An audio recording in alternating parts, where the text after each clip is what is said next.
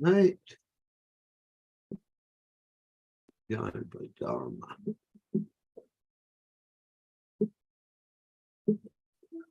Where?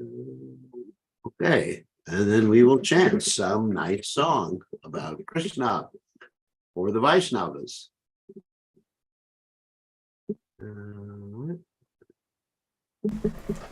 Get the right song.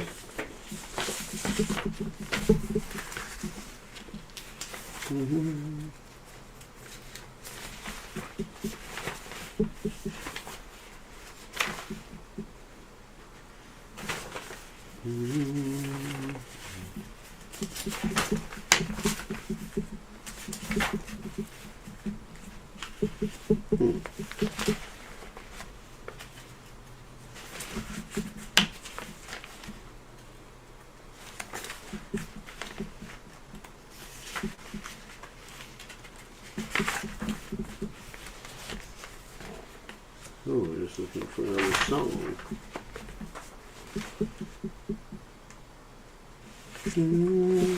Okay, we'll try this one.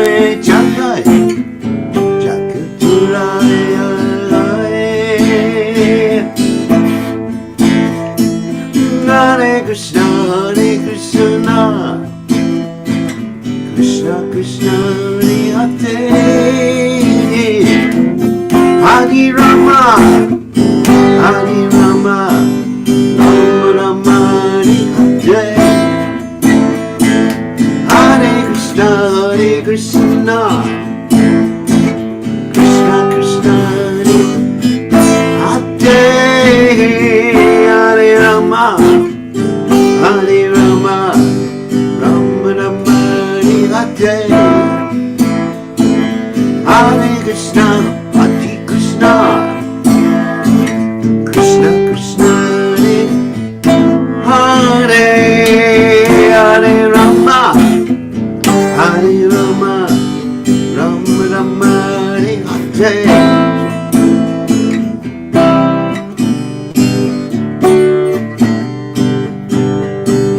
Prabhupada, Prabhupada, Jaya Prabhupada, Prabhupada, Jaya Prabhupada, Prabhupada, Jaya Prabhupada, Jaya Prabhupada.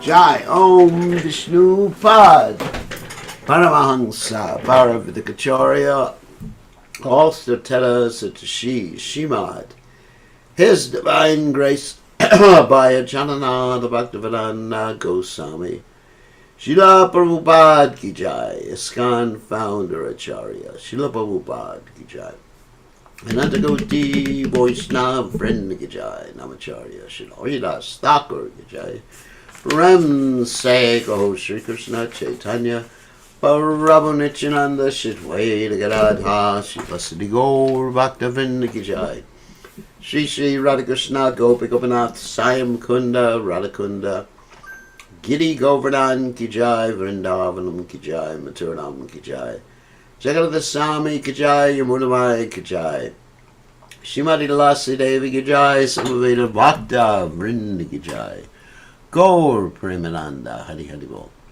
All glories to the assembled devotees, all glories to the assembled devotees, all glories to the assembled devotees, all glories to Shri Guru and Gauranga, Srila Prabhupada Ki Jai, Nama Om Vishnu Padaya Krishna Prastaya Bhutale Shrimati Bhaktivedanta Swami Namani, Namaste Saraswati Devi Gauravani Pacharni Nivasesha Shunyavadi Paschatya Dejatani. So we're going to read the translation to this poem. The lotus feet of Lord Nityananda, my glasses, are as cool as millions of moons. The whole universe gets peace by the shade of those lotus feet. Without the mercy of Sri Nityananda, no one can get Radha and Krishna, the aim of human life. Therefore, catch hold of the two lotus feet of Sri Nityananda Prabhu very tightly. One who has not established a relationship with Sri Nityananda is a two-legged animal, a great beast. His whole life is finished. He cannot be called a human being. He never utters the name of Sri Nityananda. He is always immersed in enjoying material happiness and has forgotten Sri Nitai. He may have acquired all material scholarships and learning, but what is the value of such education? This will never help. They are so puffed up with their mundane education and scholarship, they are never humble at all. They have forgotten the lotus feet of Sri Nitai because of their false ego and pride. They are completely under the clutches of Maya. They accept the untruth as truth. If Sri Nityananda showers his mercy upon someone, he will get Shri Shri Radha Krishna in Brajabhumi. So catch hold of the two lotus feet of Lord Nityananda very tightly. The lotus feet of Sri Nityananda are certainly true, or eternally true, and those followers or servants of those lotus feet of Sri Nityananda are also eternal, always aspire for the lotus feet of Sri Nityananda. Srila Narottam Das Thakur says, I am very distressed and am unhappy person. I am drowning in this dreadful ocean of material existence. Oh, Sri Nityananda Prabhu, please make me very happy. Please keep me at your lotus feet. Narottamadas Thakur ki jai. Haribo.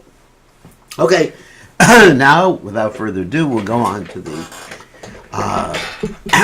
works of Bhaktivinoda Thakur, the Jaiva Dharma, in which we're discussing the position of the Jiva and Maya. Okay, so, Om Gana Timirandasya Gananjana Shlakya Chakshur and Meditam Yena Tasmai Shri Gurave Namaha.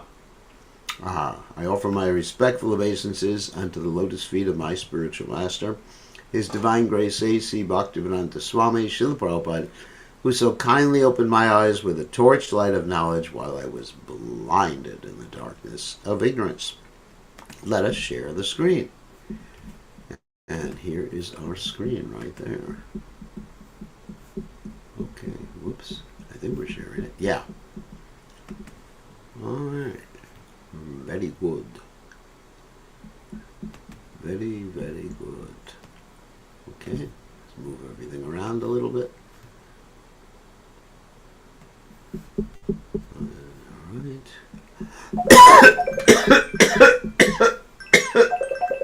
People do have the habit of calling it the wrong inopportune moment.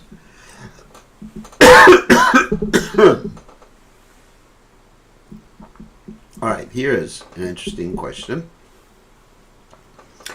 Rajanath said, what is the final destination of the pure devotees of Gaura Kishore? It means, of course, that's Lord Chaitanya. Babaji said, Krishna and Gaura Kishore are not separate tattvas. Same person, different mood. They're both the shelters of Madhurya Ras, that means the conjugal relationship. There's a little difference. There are two types of Madhurya Ras, Madhurya and Odarya. Now, Madhurya means sweet. Odarya means merciful. If Madhurya is stronger, Krishna's form manifests. If Odarya is stronger, Gauranga's form manifests. Wow. So Gauranga is basically the epitome of compassion and mercifulness, which is what we chant every day. Namo Mahavadanyaya Krishna Prema Padayate Krishnaya Krishna Chaitanya Namane Gordase Namaha. That Lord Chaitanya, you're the most munificent appearance of the Supreme Personality of Godhead. There are two sections in Mula Vrindavan. This is very interesting. Mula Vrindavan, Mula means root, but in the spiritual world, okay? The original Vrindavan in the spiritual world. Goloka Vrindavan, for those of you who don't know what we're talking about. The highest planet in the spiritual world is the Krishna Pita and Gaura Pita. In other words, there's a section where it's Krishna's pastimes and Lord Chaitanya's pastimes. In Krishna Pita, the Nitya Siddha and Nitya Mukta associates have Odarya predominated by Madhurya. In other words, they're merciful, but the sweetness is actually much more prominent than the mercy. Okay? They are Krishna's associates, and Gaura Pita, the Nitya Siddha, that means eternally liberated devotees, that's the same thing, and Nitya Mukta associates enjoy Madhurya predominated by Odarya. In Lord Chaitanya's place, they're also into the conjugal relationship between Radha and Krishna, but Odarya, or compassion, is the predominant mood. That's what's mentioned here. Don't blame me.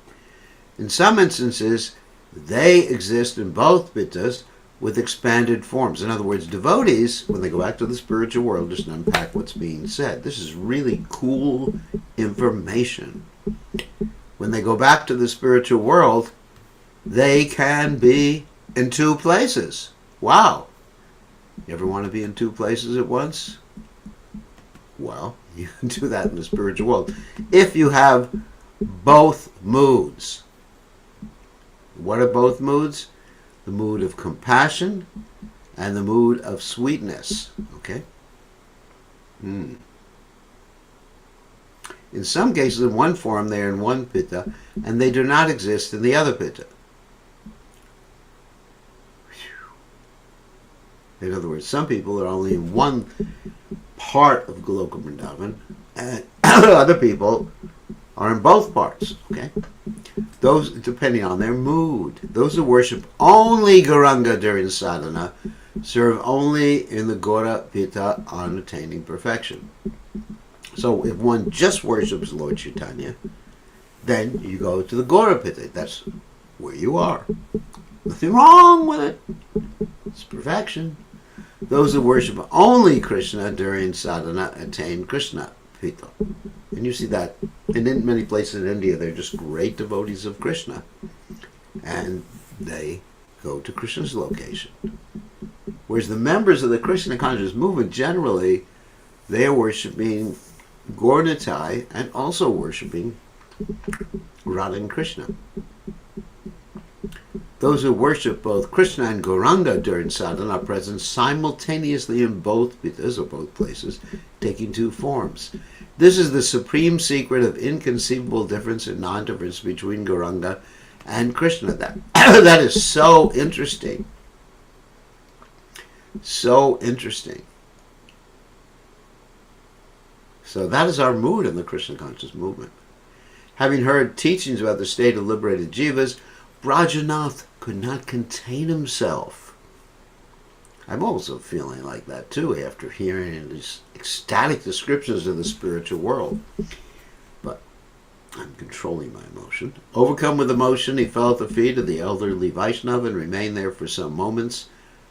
Babaji, weeping, took Brajanath and embraced him. Since it was late at night, Brajanath bid farewell to Babaji and returned home. Now, on the road, he began thinking intensely of the destination of the jiva. Arriving at his house while eating, he said to his grandmother, "If you want to see me, then stop making marriage arrangements. And don't give shelter to Vani Madhava. He's my greatest enemy. From tomorrow, I will not talk to him. You should also not care for him."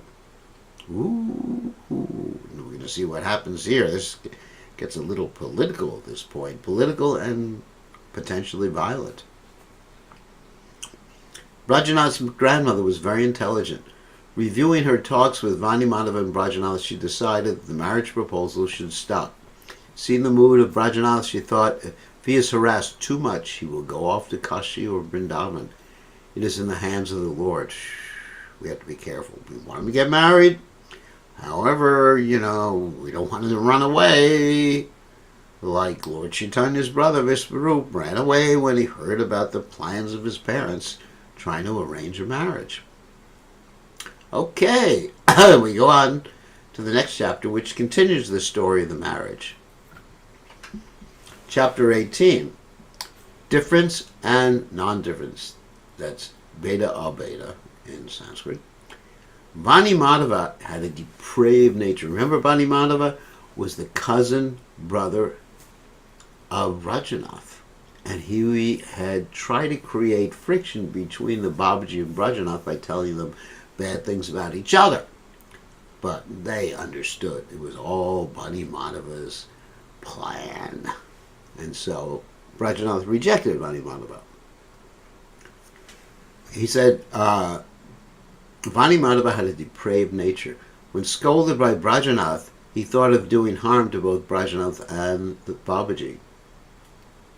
Ganging up with equally depraved persons, he decided that when Brajanath returned from Shiva's Angan at a solitary place near Lakshana Tila, that's a hill, they would beat him. Understanding this plan, Brajanath consulted with Babaji during the daytime and decided that he would not come daily to Shiva Sangam.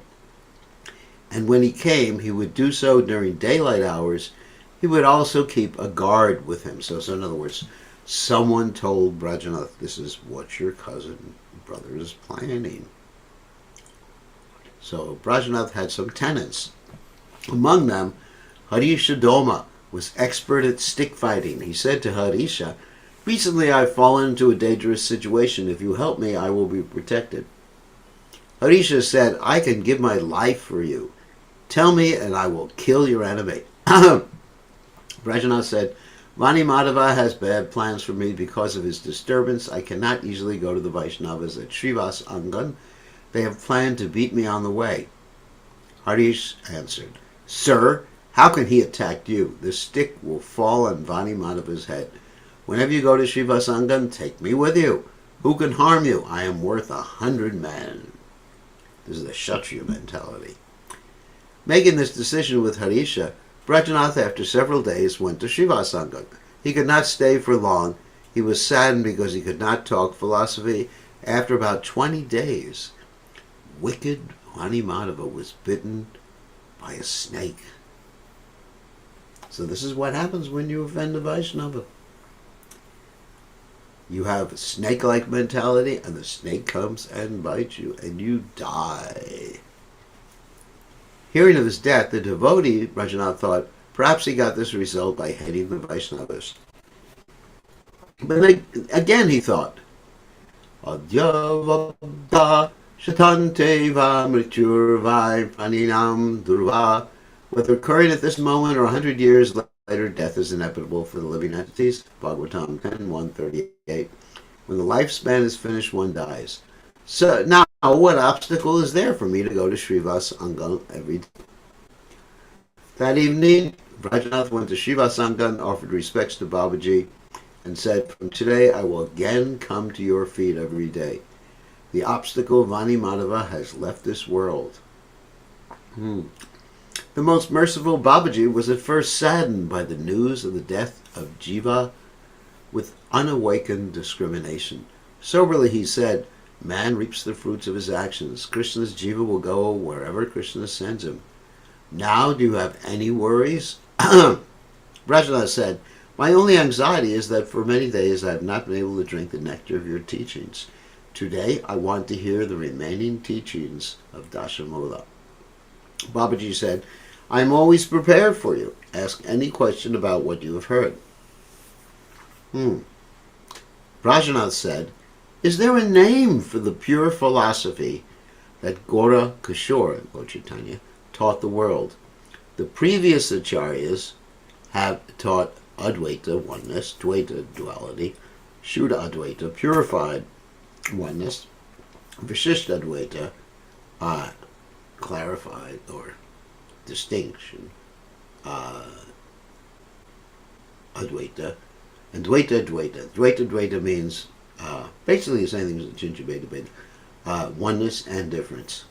Did Gauranga accept one of these philosophies, or did he teach something else? You said in the succession of the Sampradaya that Gauranga was included in the Brahma Sampradaya. If that is so, should I consider him an acharya of Dvaita, that's duality, Vada, revealed by Madhvacharya? Babaji said, "Please hear the 8th verse of Dashamula. Hare Shakti Saram Chid Akilam Shat Parinatir Vivartam No Sacham Shuti Mata Virunam Kali Madam Hare Beda Bedao Shuta Vita Tatvam Suvin Malam Atata Premna Sitir Bhavati Nitarham Nicha Vishaye." The material and spiritual worlds are transformation of Krishna's Shaktis. Shakti means Krishna's energy.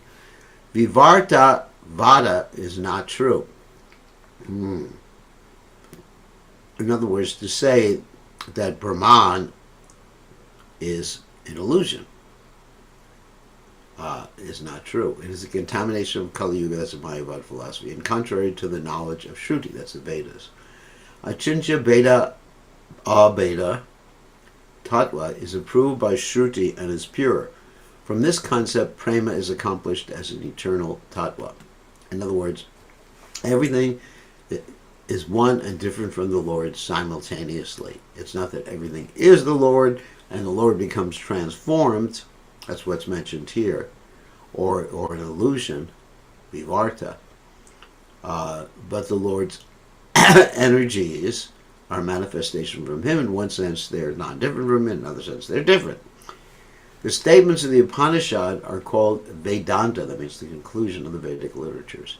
In order to clearly explain the Vedanta, Vedavyas wrote Brahma Sutras, that's the Vedanta Sutra, in 4 chapters according to the subject matter. This is called the Vedanta Sutras, which is the same thing. In learned circles, the Vedanta Sutras are accepted with great respect. The general conclusion is that what is taught in all the sutras is the exact meaning of the Vedas. Many acharyas of various philosophies extracted conclusions to support their own philosophies from the sutras. So, let me explain. Okay, so you have the 4, what's called the original Vedas, Rig, Sama, Yajur, and Yatharva Veda. Okay, got it. Now, to explain those, we get into the philosophical works of the Vedas. The next step is, of course, the Upanishads. Upanishads means to approach closely, especially approaching the spiritual master. And so then the Upanishads are explained in the Vedanta Sutra. Now, a sutra, what is a sutra? Sutra means thread. Okay. So, sutra, thread. Basically, it means, in terms of some writing, something that's spoken of very concisely with the understanding, or written very concisely, with the understanding that people will understand what they're saying. In other words, you're presupposing the people who will study the sutras have some Vedic knowledge of the Upanishads and really have common sense. For example, one of the first sutras, the first, is Tato Brahma Jigyasa. Now's the time to look for the absolute truth, or Brahman. The search for Brahman, the search for spirit. So what do you do about that unless you're actually aware what the Upanishads talk about? You really won't know what to do about it. Okay, so it's written in short, concise format.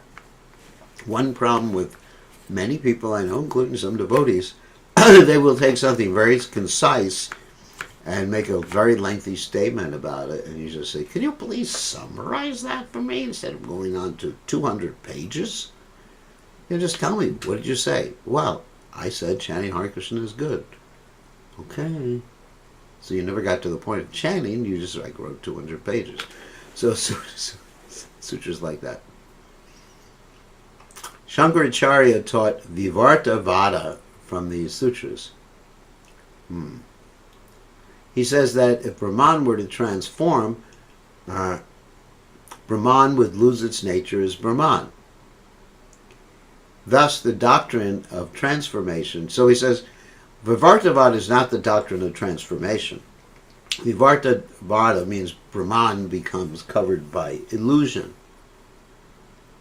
So Shankaracharya said that's not possible. Well, he said it's not possible for Brahman to be transformed, which is called, we're going to read in the next sentence about that, parinama, but it's possible for Brahman to be an illusion, which is just as impossible as being transformed anyway. Really illogical. Because if you say that Brahman is an illusion, that means something put Brahman in an illusion. Anyway, there's a third force or second force called illusion, which means it's more powerful than Brahman. Oh my God. Contradiction in Shankaracharya's philosophy. Thus, the doctrine of transformation, which is called parinama, cannot be proper. He's saying transformation cannot be accepted with Brahman because Brahman doesn't get transformed. He says Vivarta Vada, this is Shankaracharya's statements, not Vaishnava statements. Another name for this is Maya Vada. In other words, Brahman is in Maya. That's kind of crazy. How could Brahman be in Maya or influenced by Maya? He supported Vivarta Vada, means that the Brahman is an illusion, by collecting the necessary ideas from the Vedic mantras, taking things out of context. From this it appears that Parinam Vada had been popular from previous times. Shankaracharya established Vivartavada and restricted Parinamvada. In other words, everyone was thinking, well, there's Brahman, but it just gets transformed, and therefore you see everything because it's transformed. But Vivartavada means the Brahman is an illusion, so that's why we're an illusion. We're actually, in one sense, we're God. Vivartavada is one doctrine. Not satisfied with it, thank God, Sripad Madhvacharya created Dvaitavada. Dvaita means like duality. There's Brahman and there's non-Brahman. How about that? And so that's, extreme separation between Brahman and other things. But we understand there's not extreme separation because Om Purnam Purnam Idam, that Brahman manifests, that is Krishna, manifests everything. He's still controlling it, even when he manifests it. So there's at least the connection of manifestation. And of course, in addition, you have one of control of Krishna's energies. He nourished this doctrine by supplying the Vedic mantras which established Dvaitavada. Everybody takes things out of context. In this manner, Ramanujacharya, taking support of Vedic mantra, established Vishishta Dvaita, qualified oneness, Vada. So basically, Ramanujacharya's philosophy is very similar to Achincha Bheda Bheda Tattva philosophy. Again, Nimmadicacharya, Nimbarka, taking support of many Shruti statements. You know why he's called Nimbarka? Because he made the sun shine from a neem tree. Wow. That's pretty good. Taking support of many Shruti statements, that means Shruti means the Rig, Sama, Yatra, and the Tarva, established Dvaita, Advaita Vada. That means oneness and difference Vada. Taking support of Shruti statements, same thing, the original Vedas, Vishnu Swami from the Sutras of Vedanta preached Shuddha Dvaita. It's purified oneness, Vada. The Mayavad preached by Shankaracharya is contrary to Bhakti Tattva. The four Vaishnavacharyas preaching different doctrines established their conclusions based on Bhakti, thank God. Mahaprabhu, respecting all the Shruti statements, taught something which perfected all these doctrines. It is called the Achincha Bheda Bheda Tattva. Though a devotee in Madhvacharya Sampradaya, he accepted only the essence of Madhva's doctrines. So Rajanath wants to understand the terms more. Remember we talked about parinam. Parinam means transformation. Okay. This is really important for us to understand. Rajanath said, what is parinam vada? What is the understanding of transformation? And certain types are transformed. That's what we're going to read here. Brahman is not, spirit is not transformed, but the energy of Krishna becomes transformed, and Krishna transforms it. Krishna, as Prabhupada would often say, Krishna can change matter to spirit and spirit to matter. And he can transform it in different ways. It's endlessly mutable.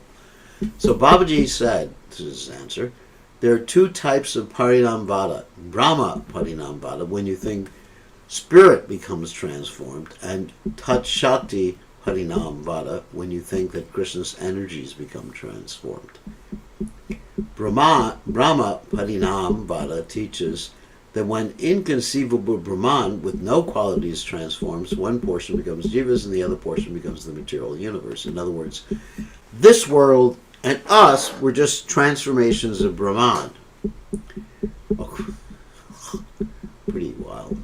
According to this doctrine, taking support of the Shruti statement, Ekam Eva Dvitiyam, there is only one entity and nothing else. There's only one entity called Brahman. This is called the Dvaita Vada, which is different than Mayavad philosophy.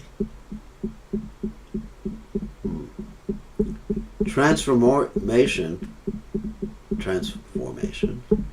Vikara, mental change, is the actual meaning of Parinam in this case. Shakti Parinamvadas say that Brahman cannot transform change.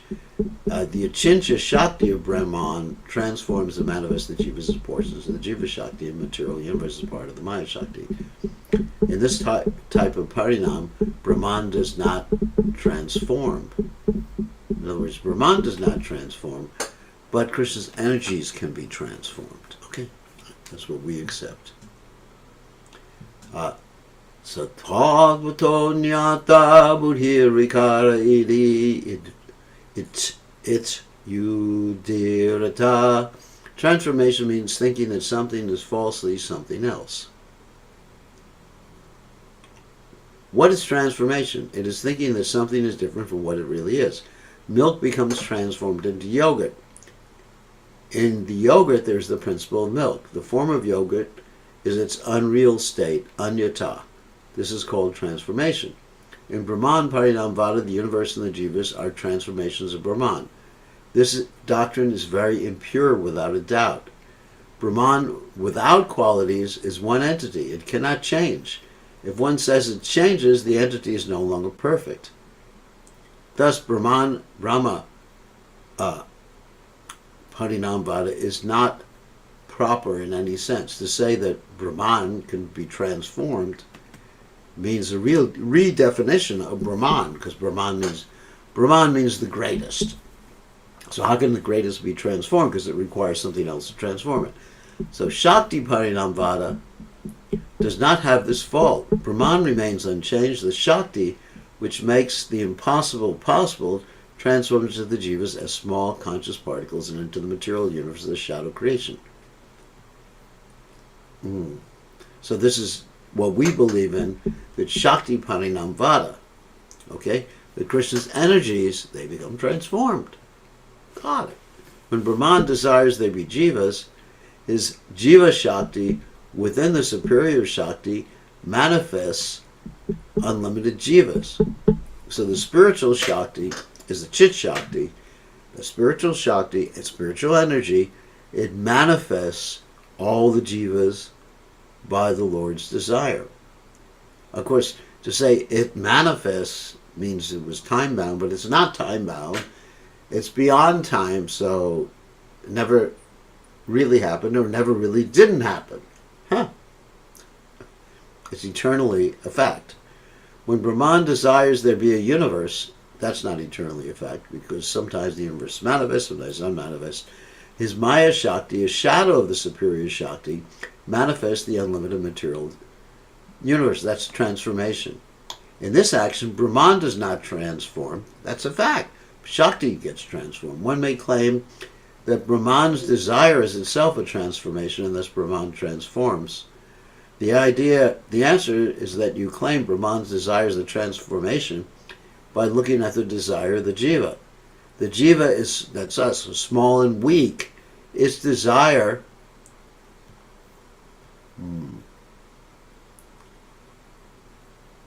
arises by contact with another Shakti, Maya. For this reason, the jiva's desire is a transformation. Brahman's desire is different. Brahman's unrestricted desire is characteristic of Brahman's Swarup. That is the nature of Brahman. That desire is non-different from Brahman's Shakti and also different. In other words, Brahman's, or Krishna, let's talk about Krishna, I get tired of Brahman after a while. So Krishna's desire, because if you talk about desire, Brahman, or Krishna, it means a person. So Krishna's desire, his will, is non-different from himself. It's like he is his body, whereas we ain't our bodies within the material world. Thus, Brahman's desire is Brahman's Swarup. It's part of his nature. Got it? There's no room for transformation or change in Brahman. Just by his desire, the Shakti becomes active. The Shakti transforms. Got it? This subtle section is beyond the intelligence of the small jiva. That's beyond our intelligence. One can understand it only by the Vedic pramana. Pramana means evidence. Why do we accept something? Why do we not accept something? the evidence we have is Shruti Pramana, which means from the Vedic literatures. That's the descending process rather than the ascending process. One should understand the nature of the transformation of Shakti, Krishna's energy. Shakti Parinam, that means the transformation of Krishna's energy, is not like the transformation of milk into yogurt. Even though material things, taken as an example of spiritual reality, is not perfect, some portion can be used as an example to clarify spiritual truths. In other words, sometimes we use material metaphors to clarify, not prove. There's a difference. To clarify. Clarify means to help us understand something. But the metaphor doesn't prove anything. So if you attack the metaphor, it also doesn't disprove what you're trying to show. It's just like a flashlight, shining a flashlight on something. The flashlight doesn't prove anything, it just gives you more insight into what you see or couldn't see before. Thus it is said that material Chintamani produces many gems but remains unchanged. It's like a touchstone. Chintamani is like a touchstone. Touchstone means you touch something with it and it turns to gold, like that story, the Midas touch, where Midas was turning everything to gold and even turned his children and everybody to gold. Goldfinger. The creation done by the Lord is similar, since the Lord is a non-material tattva. Though the Lord creates by his will using inconceivable Shakti, unlimited universes with the 14 worlds, and all the unlimited jivas, he remains completely without transformation. That's exactly what the Ishopanishad says. Even though so many complete units emanate from him, yet transformed by him, he remains the complete whole.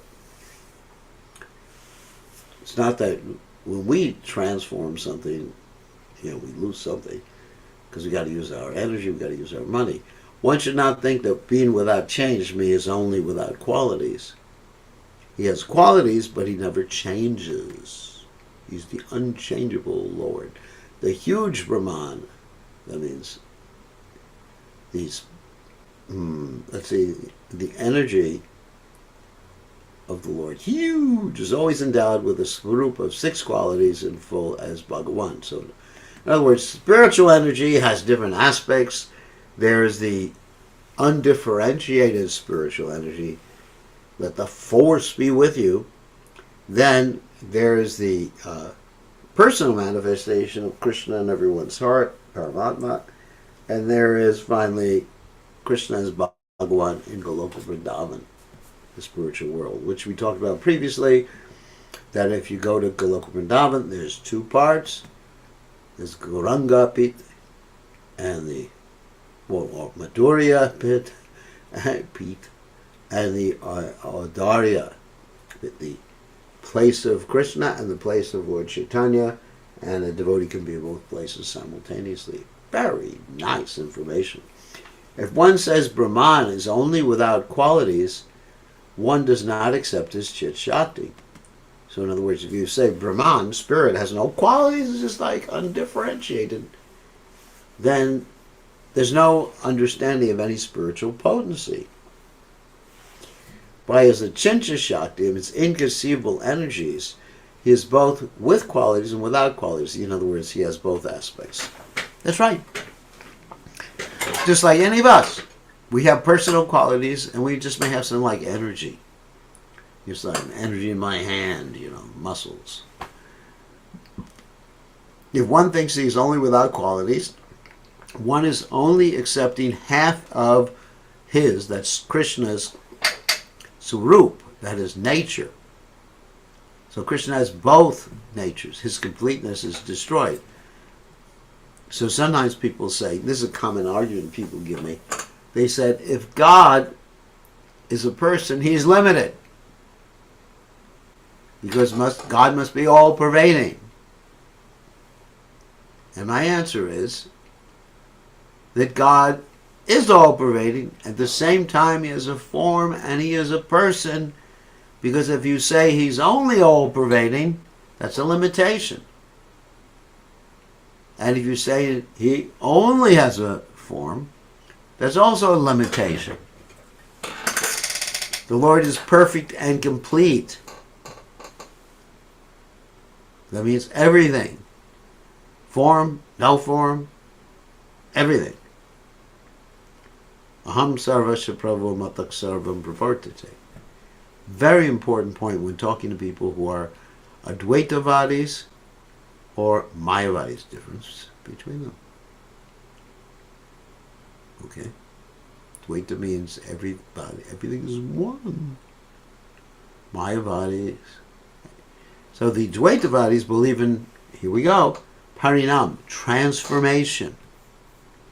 Everything is Brahman, and Brahman is transformed. That's Advaita. That's Parinam. And then the Mayavadis believe in Vivarta. Vivarta, what does Vivarta mean? Brahman got into Maya. I guess Brahman got just too attracted to the opposite gender. The Lord is described as the cause in a special way in the Shrutis. Shrutis means the Vedic literatures, as that form from which everything arises, apadana, by which, this is a really important definition of Krishna, or the Supreme Absolute Truth. He's the cause from which everything comes, apadana. He's the reason that everything arises, karna, he's the cause, again, and in which everything arises. And everything arises within him. Okay, got it. Put it in a different way so it's easy to understand. So, we're going to read from the Tattva Upanishad. Yatova imani bhutani jayante yena jatanti jivanti yat prayantyabhisham vishanti tad vigasavshva tad brahmeti. Know that it is Brahman from whom all these beings arise, by whom they live, and whom they enter at destruction. Wow. In other words, he creates everything, everything's within him, and they enter into him, or they get destroyed by him too. But of course, the soul never gets destroyed. Got it. I'm talking about the bodies. All beings arise from the Lord, ablative case. All beings arise by the Lord, instrumental case. That means the source of everything is Krishna, and Krishna's desire causes it to happen. That's instrumental case. All beings enter into the Lord, locative case. That means location. It's easy to understand. He's so things come from him, things come from him because of his desire, and at the end, everything enters into him. The Lord is, we're talking about the bodies now. The Lord is endowed with these three qualities. These are his qualities. Thus, Bhagavan is always endowed with qualities. Now, I think we should end here, because if we get it, we get into this, it gets a little bit more complicated, and I think we're going to have to deal with this in the next class. So let us take some questions, because it's time for questions.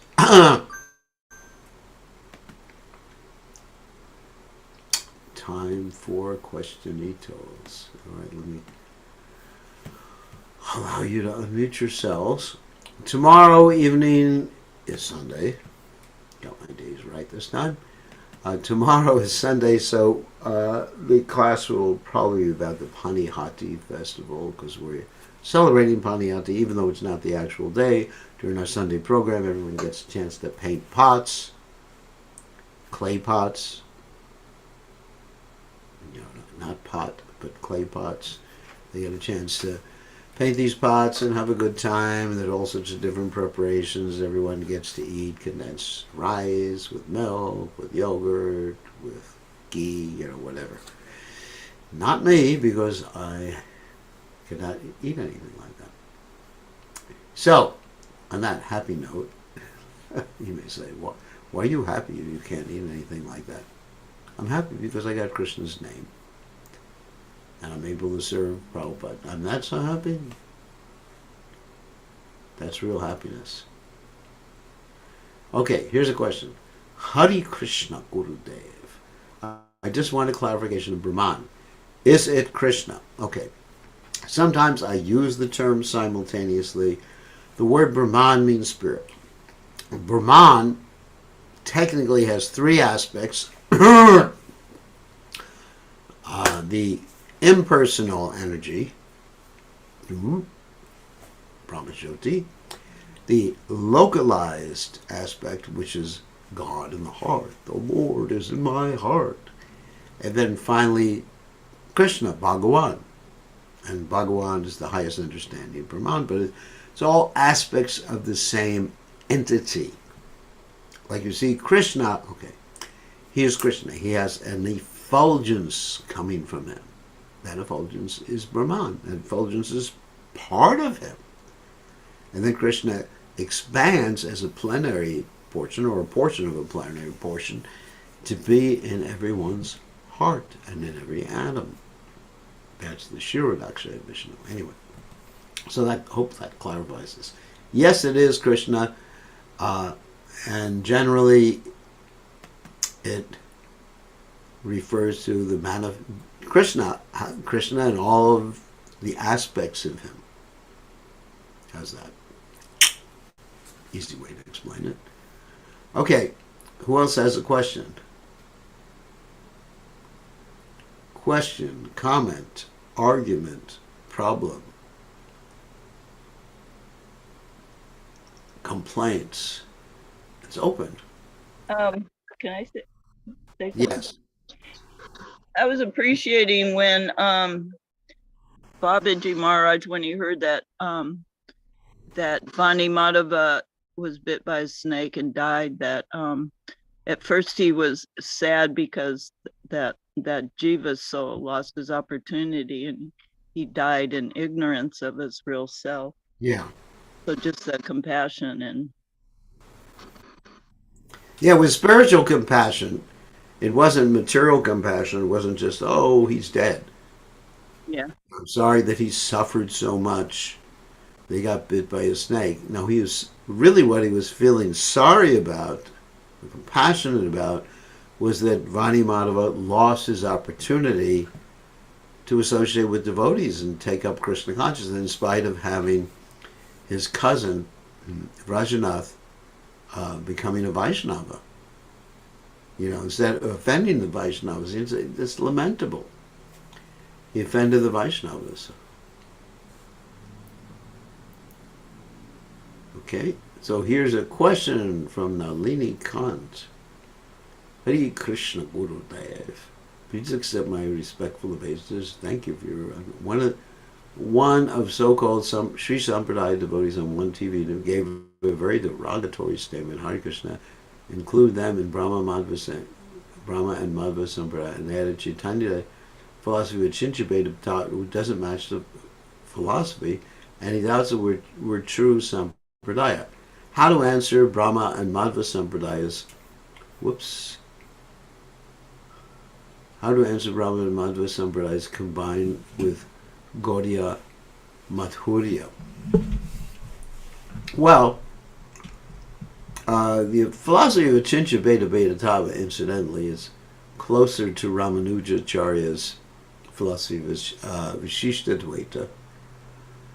However, the Beta philosophy, I'm sorry, the Dvaita philosophy, sorry, not Beta. Actually, it's the same thing, Beta. And so the Dvaita, or dualistic philosophy, is not necessarily completely wrong. We're not saying it's wrong.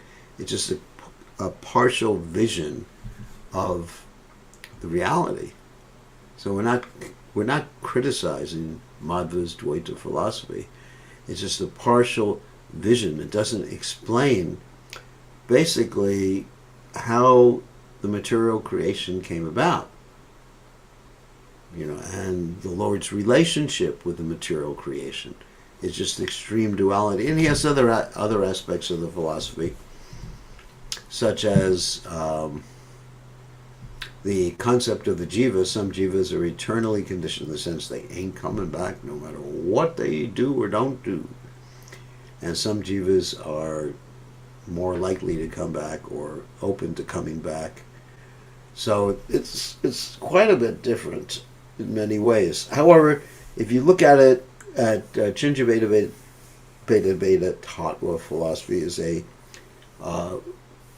is actually further refinement of the Dvaita philosophy, because at least there's a recognition that the Lord is not the same as his energy, or is not the same as the energy. There's a difference. So in other words, he accepts that the Lord doesn't become transformed. There's no Brahman Parinam, which is transformation of spirit, and there's no Avivarta Vada. Vivarta Vada means that Krishna doesn't fall into illusion either. So those are the main 2 points in the Dvaita philosophy. And Chaitanya Mahaprabhu's Achincha Beta Beta Tattva further explains certain things that are not explained in the Dvaita philosophy. They're just left unexplained. What is the Lord's connection with his energies? Like that, what is his connection? And so they're not really defined. So it's a further definition. And then you find people like Baladev Vijabhushan, who was initiated in Udupi under the jurisdiction of the Madhva Sampradaya. He later on perfected his understanding by taking shelter of Vishwanath Chakravarti Thakur. He didn't take reinitiation, but he took shelter of Vishwanath Chakravarti Thakur. So it's a further refinement. It matches the philosophy. I don't see it not match the philosophy, but it's a refinement of the philosophy. So here's a question, another one.